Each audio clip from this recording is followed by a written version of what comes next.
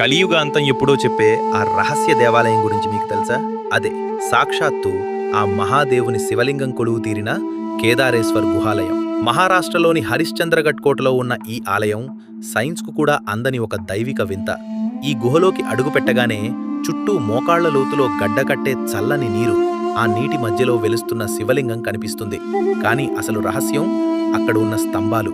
ఒకప్పుడు అక్కడ 4 స్తంభాలు ఉండేవి. అవి సత్య, త్రేత, ద్వాపర మరియు కలియుగాలకు సంకేతాలు. ఇప్పటికే 3 యుగాలు ముగియడంతో ఆ 3 స్తంభాలు కూలిపోయాయి.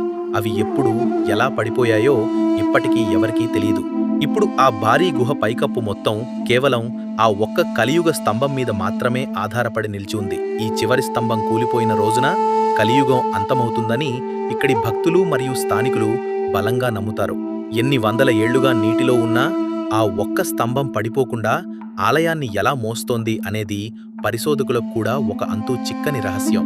సాక్షాత్తు ఆ పరమశివుడే కాలాన్ని ఆపి ఈ ప్రపంచాన్ని రక్షిస్తున్నాడా? దీని